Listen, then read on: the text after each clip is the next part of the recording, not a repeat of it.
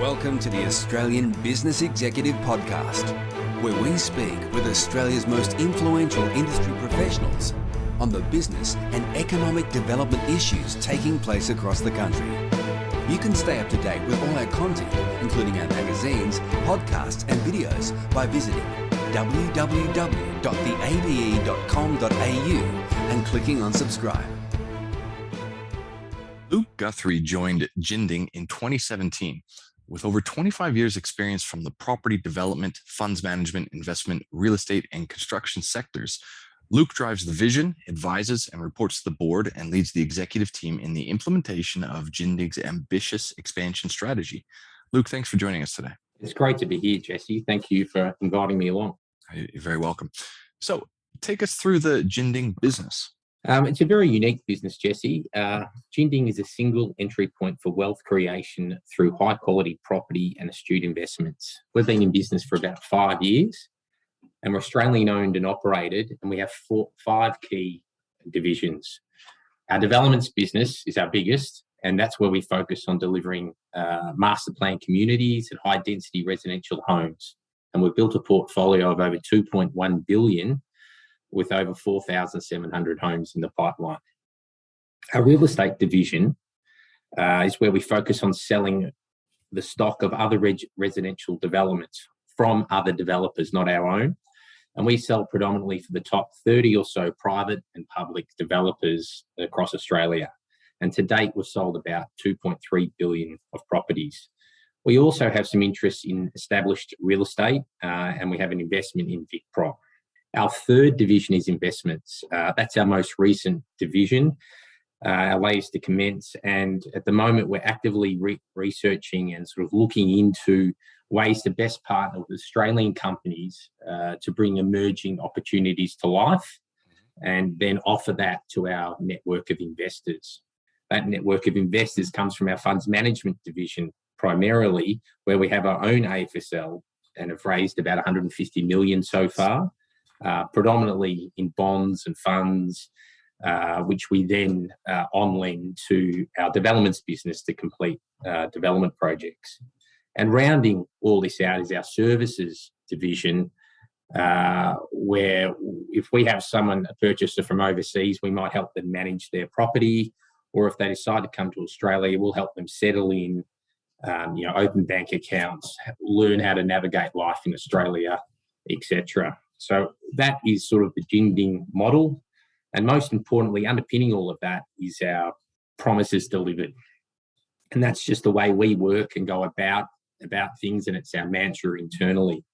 So whatever we take on, we aim to do it best in class. Whether that be developments where we offer something special for future residents, or real estate where we're connecting buyers with the top developers across Australia. The reason why we're here today is to talk about, your fifth anniversary. You're celebrating this milestone in your business. Do you want to, tell us how the organization has changed through this period? Yes, thanks, Jesse. It's changed a lot. when we first started, literally, we were in an apartment in Docklands in Melbourne, and we had a few desks, a high-level plan on a few pieces of paper. And we've come a long way since. We started the business with the wanting to take advantage of the opportunity that property development had in Australia, and especially looking for sort of a long-term investment profile. And at the same time, we're really focused on getting some short-term cash flow to help drive the sustainability of the business. And so we started the real estate division, where we saw that opportunity for owned and tightly controlled sales network to sell into China for selling the properties of other developers. And since then, we've added the investments, funds management and services divisions.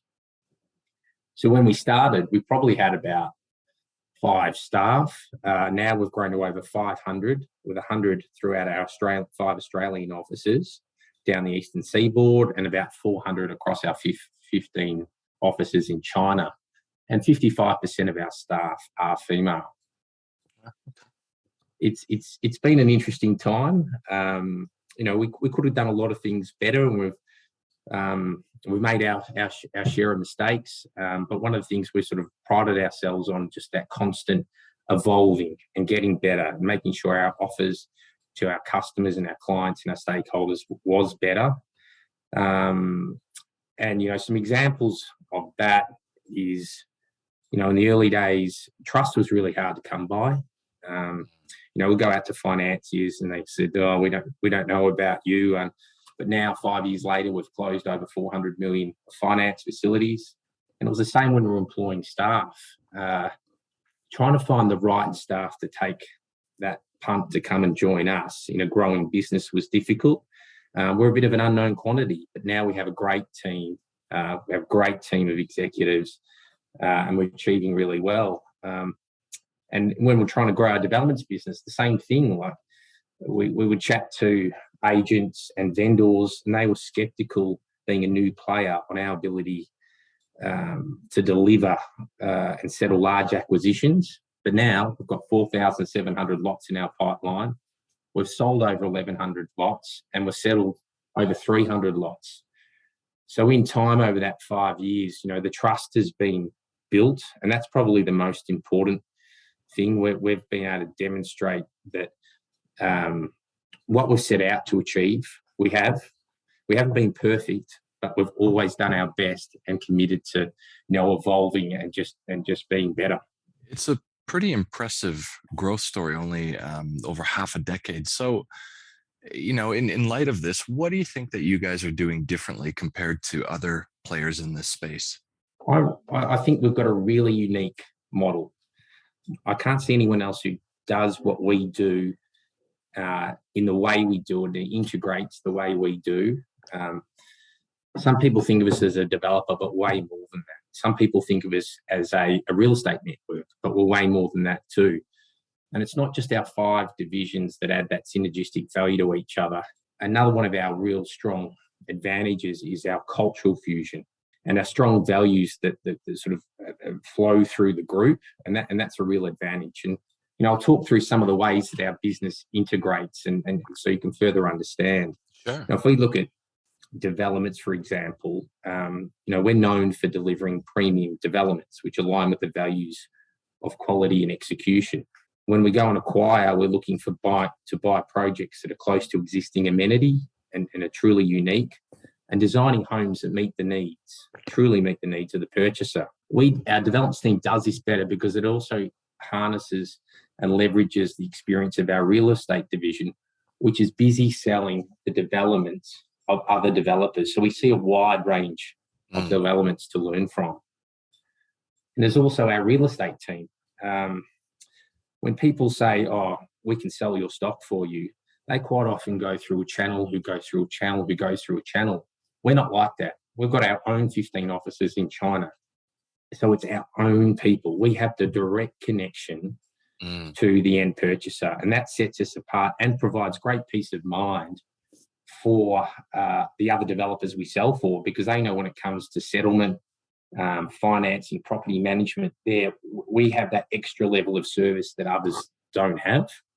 And our real estate team it's the biggest seller of property in China, and that's the world's largest market. No other Australian business has a sales network like ours. And I think that is, another way of looking at this is our real estate agents have 2 jobs, which is very unique too.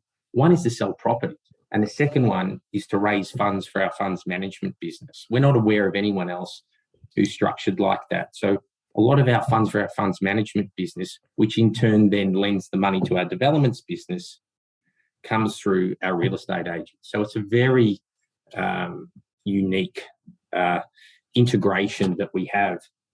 And given our links to China, I think we, as we internally call it, we sort of marry the best of East meets West. And by that I mean we sort of take that entrepreneurial spirit from China and try and combine and fuse and meld it with that sort of good governance and management structures and execution that the Aussies are known for.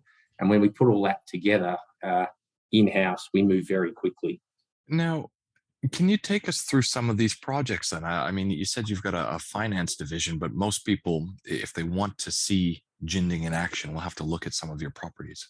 Yes, please have a look at our website where they're all laid out. We've got 4,700 homes, as I said earlier, in the pipeline. Some of our key ones are Harriet at Armstrong Creek. That's a real premium land development, the best one in the area, near the growth corridor of Geelong. It'll be home to 650 families on completion, and every home will be within 200 metres of green space. And then the patch also, leverages our approach of finding sites that are truly unique. That's a master plan of 1,000 homes, and we'll be delivering, a town centre, schools, sports fields, and a mixed-use precinct. And then again at Octave Junction Village, we've just recently sold this out, which is great. 321 homes. It's right on the doorstep of the Royal Botanic Gardens in Cranbourne. And so now we're just left with 12 months of construction to finish this project. Another good example is our move to Queensland last year, our first interstate move. We acquired a site on the Gold Coast, and we're building a 123 apartment tower. Those 1 and 2 bedroom apartments are inspired by Japanese architecture, with looking to be timeless in design. And we've had really strong interest in that project. 90% of the stock is pre-sold, and pleasingly, a lot of that stock was actually sold by our real estate team. Yeah, right. And we have plenty of other projects such as Kilmore and Greenvale that are all contributing to our large pipeline. Okay. As I mentioned, your 5-year anniversary and what you've achieved in that is pretty impressive. So, where are you guys going into the future in the medium and longer term? A good question. It's funny, we were talking about this recently internally, and even though we've done so much in our first 5 years, it still feels like there's a real blank canvas. It feels like we've just begun, but that's really exciting, and that's really energizing internally to sort of think that way. Some of our key goals and aspirations are to continue acquiring many development sites each year, including growing our Queensland presence and diversifying across other property sectors as well as residential. In doing this, we want to reduce the amount of equity we've been putting into our projects from 100% to more in the 20 to 30% range. So that'll enable us to do more projects, increase our fee generation, and just get that better mix of long-term profits and annual operating flows across our business. We're also looking to diversify the business outside of developments and residential and real estate, and that's by growing our investments division. And there we're focusing on a mix of sort of long-term high growth opportunities and annual cash flow generating opportunities. And at the same time, which is really important, focusing on our capital partners, because we're the capital partners for debt and equity, and they're absolutely integral to everything we're doing. From a real estate perspective, we've had really good success with setting up our unique framework, the way we sell other developers and our own developments into China. Given we've done that so well, we want to replicate that across other Southeast Asian countries. And we also want to sell the stock of other developments around the world. So, for example, in 2021 and early 22, we started selling developments in Japan and UK through our network into China, and that's worked really well. So we want to expand that. And then I guess finally, from a funds management perspective, we want to drive the growth of that business by expanding the sources of where we get equity from and capital from and debt from, and establish some non-residential property funds. So hopefully that sort of still a blank canvas will start to be filled in pretty quickly. We're in sort of an interesting time. We're hopefully rolling out of COVID. We've got some issues with geopolitics happening. And from a lot of people I talk to, this has really hit the construction and development sector. Do you want to kind of give us an insight into what's happening at an industry level? A lot. There's a lot. You're right. There's a lot going on in the world at the moment, and I think it's really hard for everyone to get their head around all that's going on, and the impacts that supply chain, COVID, low unemployment, hard to find staff, those worldwide geopolitical tensions, war, impact on energy. I mean, even the floods recently in Queensland and New South Wales, it's all been a lot for everyone to be dealing with in across many different businesses and sectors. But how that's sort of been impacting us recently is construction costs and time to get jobs done. You know, for example, there's been big impact, in particular on built form, the costs at the moment. From a civils perspective in Victoria, we'd expect to be seeing cost increases in the range of 3 to 8% over the next 12 or so months. However, for built form, over the last 6 to 9 months, we've seen and heard from other developers of cost increases as high as 20 to 30%. And that's huge. And that puts real pressure on feasibilities of developers and trying to deliver affordable housing to people. And as I said before, those recent floods in Queensland and New South Wales haven't helped there.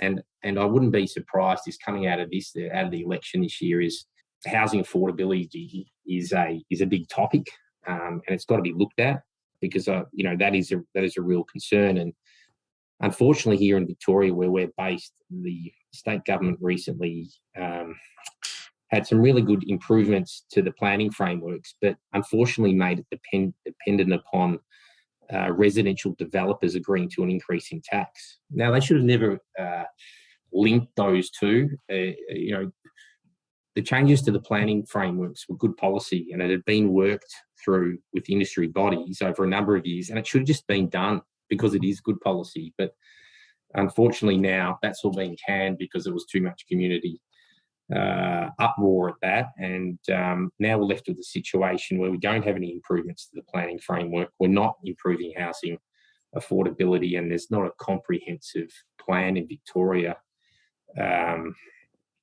to improve housing affordability. And that's a disappointing for me because I also sit on the board of a community housing group, and we've got a real focus on socioeconomic disadvantage and trying to place them in housing, and the current environment is not conducive to that. And before we finish today, then, is there anything that you haven't had a chance to address? No, I just thank you for your time, and just to say to people, please reach out if any parts of our business sound of interest to you. Love to hear from you.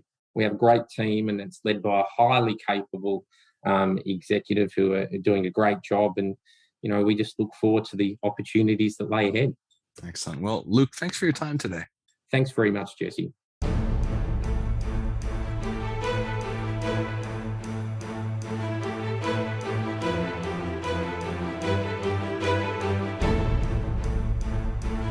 This has been a production of the Australian Business Executive, a division of Romulus Rising Proprietary Limited. All rights reserved. You can stay up to date with the Australian Business Executive, including our magazines, podcasts and videos, by visiting www.theabe.com.au and clicking on subscribe.